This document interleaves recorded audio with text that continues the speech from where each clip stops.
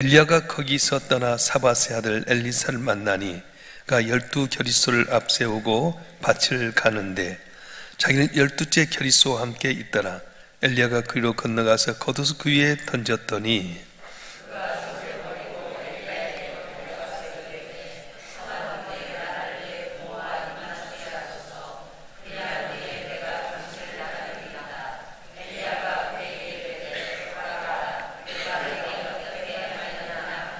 다 같이요. 엘리사가 그를 떠나 돌아가서 한 겨리소를 가져다가 잡고 소의 기구를 불살라 그 고기를 삶아 백성에게 주어 먹게 하고 일어나 엘리야를 따르며 수종 들었더라. 아멘. 구약 성경에 보면 큰 대선지자들이 있는데 그 가운데 보면 모세가 있고 또 에레미야가 있고 엘리야가 있고 에스겔, 다니엘 이런 분들이 있습니다. 그런데 엘리야의 제자였던 엘리사는 예수님께서 변화산에서 이렇게 변화될 때 모세와 엘리야를 만났는데 엘리야의 제자였지만 엘리야보다 훨씬 더 많은 능력을 행하는 그런 제자가 되었습니다. 어떻게 해서 그렇게 됐습니까? 부름받아서 이제 엘리사가 엘리야를 따라가는데 당신이 내게 갑절의 영감을 주시옵소서. 끝까지 따라갑니다. 오직 엘리야 한 분만 따라갑니다. 불병과 불말을 타고 승천할 때까지 다 모두가 떠난다 하니까 놔뒀는데 끝까지 쫓아가서 갑절의 영감을 요구해가지고 그가 엘리야보다도 훨씬 더 많은 능력하는 귀한 선지자가 되었습니다. 그런데 오늘 본문에 보게 되면 이 엘리야가 엘리사를 부른 장면이 나오게 되는데 세상 우연인 것 같지만 그 우연 가운데 하나님의 계획이 있다고 하는 겁니다. 이제 엘리사는 어떤 사람이냐면 12 겨리소를 가지고 있는 농사를 짓는 분홍이었어요. 우리나라는 한 마리 소를 갖고 있는데 이스라엘은 이 십자가형으로 된 이 겨리를 해가지고 2마리가 소를 끌게 됐습니다. 그래서 12 겨리소라고 하는 것은 24마리의 소를 갖고 있는 분홍이었어요. 혹시 여러분 시골에서 24마리 소를 갖고 있는 집이 있었어요? 굉장히 부자였습니다. 농사를 잘 짓고 있었습니다. 그런데 엘리야가 찾아왔어요. 길을 가다가 엘리사를 만나게 했는데 성경에 무슨 말을 했다는 이야기 하나도 없습니다. 엘리야는 굉장히 카리스마가 있었던 것 같아요. 단지 엘리야가 찾아와서 옷을 딱 던지는 거예요. 이 옷을 던졌다고 하는 것은 너는 이제 내 제자다. 네가 내를 이어라, 그런 뜻이었습니다. 그때 엘리사가 내 아버지 앞에 가서 인사하고 돌아오게 하십시오. 그리고 와서 아버지한테 인사한 다음에 자기가 몰고 있던 한 겨리소 2마리의 소를 잡아다가 다 고기를 삶아가지고 그 백성들 주고 자기는 거기 있는 각 기구까지 불태우고 엘리야를 따르게 됩니다. 오늘 본문의 말씀이 여기에 있어요. 엘리사는 분홍이었습니다. 24마리의 소를 갖고 있었던 그가 이렇게 부름받았을 때 어떻게 했느냐, 이걸 이야기하는 거예요. 우리가 하나님을 믿으면 변화가 일어납니다. 근데 내가 원했던 방향과 전혀 다르게 변화가 일어나요. 엘리사가 엘리야를 따르면서부터 어떤 현상이 있냐면 부에서 오히려 가난으로 변화가 되어버린 거예요. 잘 기억하셔야 돼요. 내가 예수 믿으면 막 부자가 되고 병 고침 받게 되고 잘 될 것 같지만 진실로 내가 주님을 따르고자 하면 부한 자에서 가난한 자로 낮아지게 된다는 겁니다. 왜 그렇습니까? 주의 일을 하게 되면 예수님도 여우도 굴 있고 공중에 나는 새도 깃들 곳이 있는데 이제 머리 들 곳이 없다. 엘리야 선지자를 따라가서 복음을 전하게 되면 이리 가기도 하고 저리 가기도 하고 편할 날이 없어요. 12 겨리소를 갖고 분홍이었습니다. 종들도 많이 있었습니다. 그런데 그가 부한 자가 가난한 자로 변화되고 말았습니다. 모세도 그렇습니다. 사기종 궁중에서 광야로 나가가지고 이 양치는 사람 변화되고요. 바울도 마찬가지입니다. 바리새인 중에 바리새인이었습니다. 로마의 시민권 가졌고 최고의 학문을 가졌던 사람이었는데 모든 걸 다 버려두고 이방의 복음 선지자로 변화가 되었습니다. 근데 문제는 뭐냐? 가치관이 중요하다는 거예요. 내가 이걸 위해서 최고로 귀하게 여기면 이것이 중요한 거지 내가 가지고 있는 신분이나 물질이 중요하지 않습니다. 그래서 엘리사는 12 겨리소 부자였지만 이게 중요한 것이 아니라 바로 부름받아서 쓰임받는 엘리야의 수종드는 자, 제자들은 걸 귀하게 여겼다는 거예요. 그래서 내가 있는 물질도 다 버려두고 그래 쫓아갔어요. 저와 여러분도 마찬가지입니다. 내가 예수를 믿으려고 한다면 내가 가지고 있는 것을 비워야 돼요. 비움이 있어야 새로운 걸 채워지게 되는데 여전히 내가 가지고 있는 그걸 가지고 하다 보니까 안 될 때가 참 많습니다.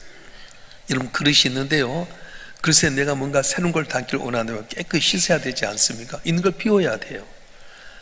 엘리사는 12겨릿수를 가지고 있는 분홍이었습니다. 부자였고 종들도 많이 있었고 재산도 많이 있었습니다. 그런데 그것이 중요한 것이 아니라 내가 하나님의 일을 하는 게 중요하다 생각해서 12겨릿수를 버려두고 쫓아갔어요. 우리도 마찬가지입니다. 정말로 내가 귀하게 여긴 것이 무엇입니까?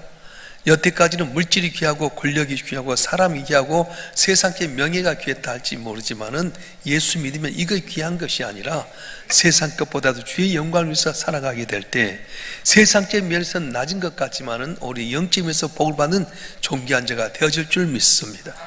그래서 엘리사는 부한 자에서 가난한 자로 전락이 했어요. 또 한 가지는 위에 있는 자에서 섬김의 자리로 내려가게 됩니다. 엘리사는 부에서 가난으로 내려갔고 위에 있는 자가 오히려 섬기는 자로 바뀌어졌습니다. 엘리사는 분홍의 주인이었어요. 근데 엘리야의 종으로 잘 나갑니다.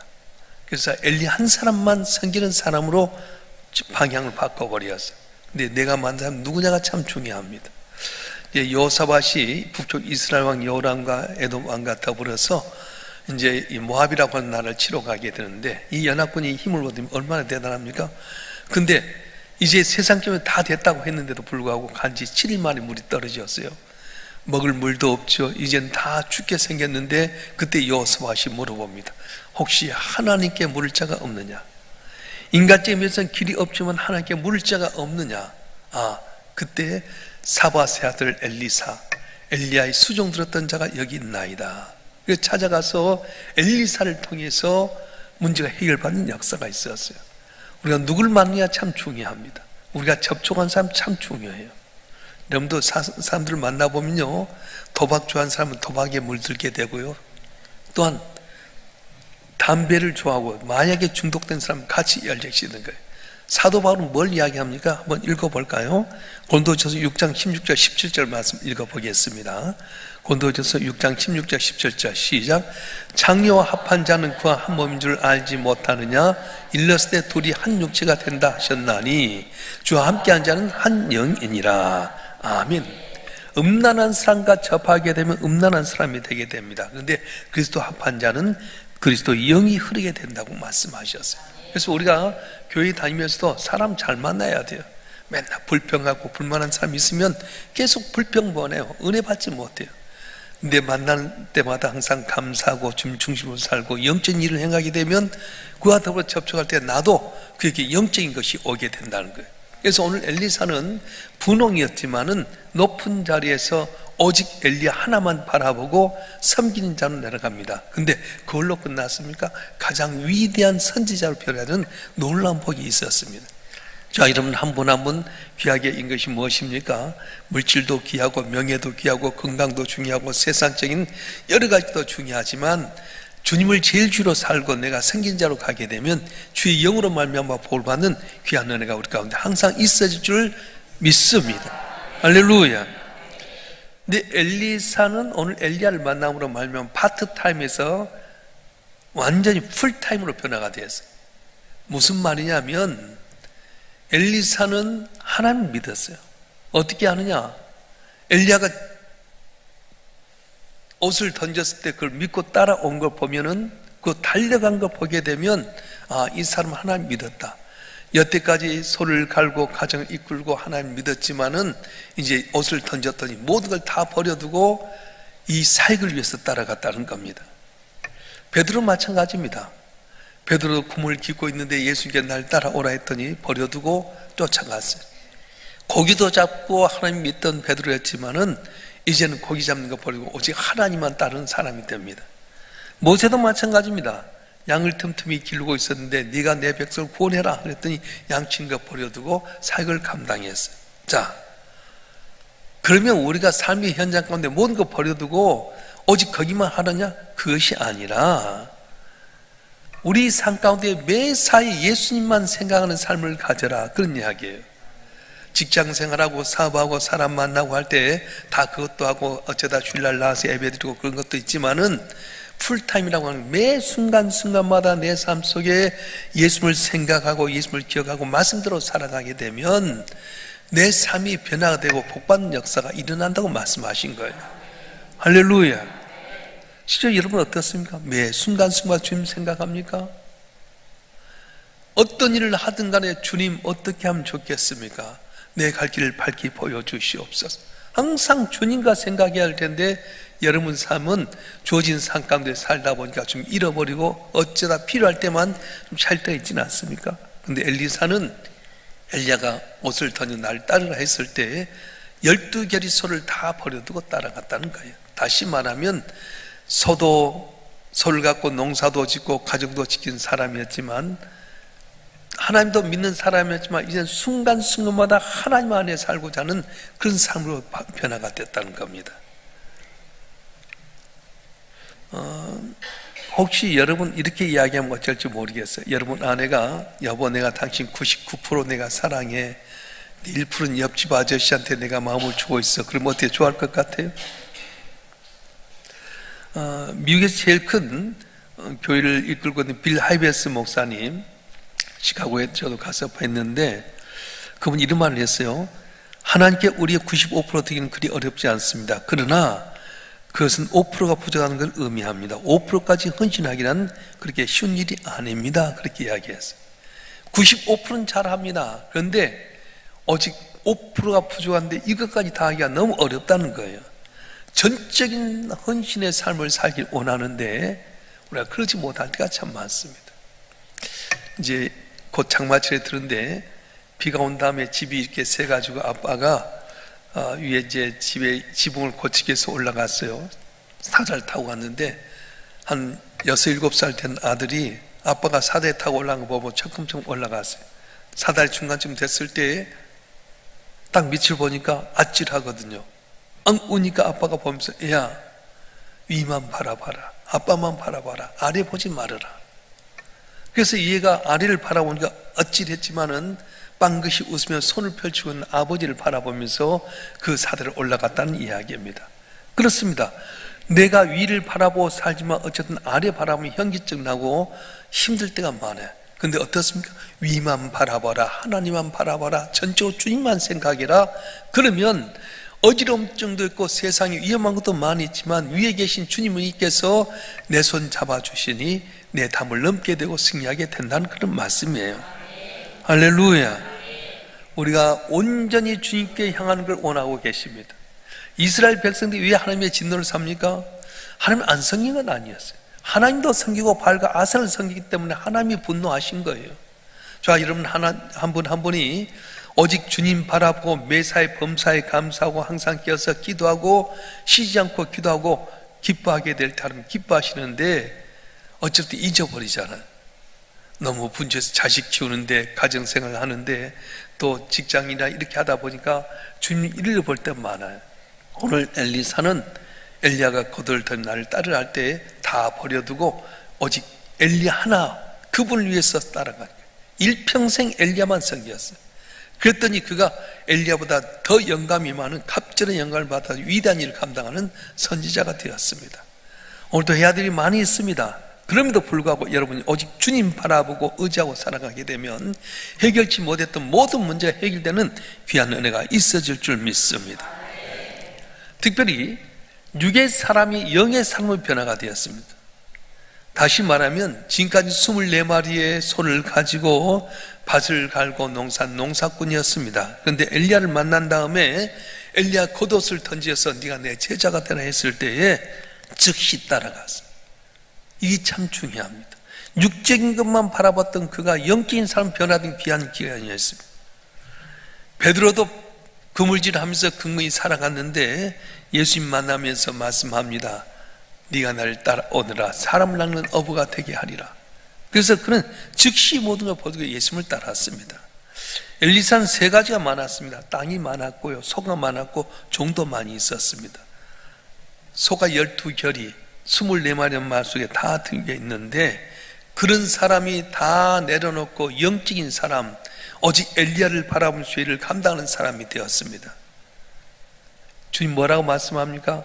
너희가 목숨을 위하여 뭘 먹을까 뭘 마실까 뭘 입을까 염려하지 말라. 이 모든 것이 너희 것을 너희 하나님 아버지는 아시느니라.